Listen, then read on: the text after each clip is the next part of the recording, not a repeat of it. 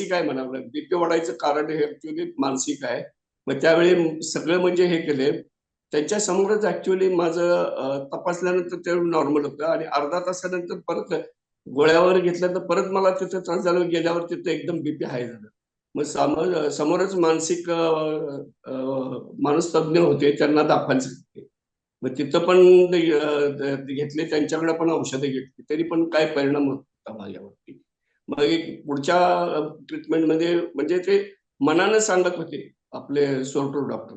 मग त्यांनी काय सांगितले पहिल्यांदा की तुम्ही ऍक्च्युली तुमच्या मनात विचारानं तुमचं वाढत आहे असं सर. मग ते पहिल्यांदा म्हणायला लागले की तुम्ही फक्त तुमच्या फॅमिलीचा विचार करा पहिल्यांदा. त्यानंतर म्हणायला लागले की तुम्ही फक्त तुमचे मिसेस, तुमची मुलं याच्याबद्दल विचार करा आणि लास्टला शेवट फक्त तुमचाच विचार करा, बाकी कोणाचा विचार करू नका असं सांगितले. त्या विचाराने मी हळूहळू त्यातून बाहेर पडलो. मग ते पुढे पुढे माझं भरपूर म्हणजे 7-8 गोळ्या होते, त्या हळूहळू माझ्या 4-5 वर येऊन आता सध्याला 1.5 वर्ष 2 वर्ष झालं फक्त 2 गोळ्यावर माझं आहे आता सध्या. आणि आज 2 महिन्याच्या पाठीमागे थोडं स्ट्रेसमुळे थोडंसं वाढलं होतं. परत दुसऱ्या दिवशी दाखवायला गेलं तर नॉर्मल होतं तिथं. ईसीजी पण नॉर्मल होता. मग ते थोडं गोळ्या चेंज करून गेले, फक्त 2च गोळ्या चालू आहेत, बाकी सगळं ओके. ओके. कितवा आणि वाढदिवस आहे सर? हा वाढदिवस कितवा झाला? आता 64 संपून 65वा चालू आहे. ओके. हे बघा, प्रत्येक थँक्यू व्यक्ती एकदा जो थँक्यू. 27 मध्ये फॅमिलीमध्ये जॉईन झाल्यापासून मला चांगलं मार्गदर्शन आणि चांगलं हे मिळाल्यामुळे माझं बरंचसं इम्प्रुव्हमेंट झालं याच्यामध्ये.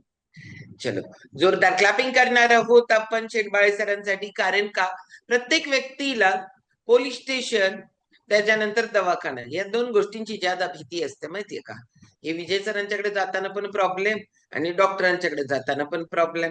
कारण का की ती अनपेक्षित असते, म्हणजे असं काही नाही, ते अचानक मिळतात आणि त्याच्यामुळे टेन्शन हे वाढलं की बीपी वाढतो. काही माहिती नाही, अनावश्यक भीती पण आपण बाळगतो, त्याच्यामुळे पण वाढत असतो. हा, मनावर जेव्हा काम करायला लागाल ना अजून पॉवरफुल, तर तुमचा रिझल्ट ज्या 2 गोळ्या आहेत त्याही बंद होतील. पण त्याच्यासाठी प्रॉपर योग साधना, प्रॉपर योग निद्रा, जर रोज आपण त्याच्यासाठी स्पेशल वेळ काढून ठेवला, ओंकार साधना 15 मिनिटाची, हे ज्यावेळेला उद्याला ओंकाराचे फायदे आहे का त्याच्यामध्ये तुम्हाला तुमच्या सगळ्या प्रश्नांची उत्तरं भेटतील. कारण उद्याचं व्याख्यान एकदम पॉवरफुल व्यक्तीकडून पण आहे आणि सायंटिफिकली तुमच्या शरीरावर त्याचे काय परिणाम होत आहेत हे कळणार आहे. म्हणजे आपण 15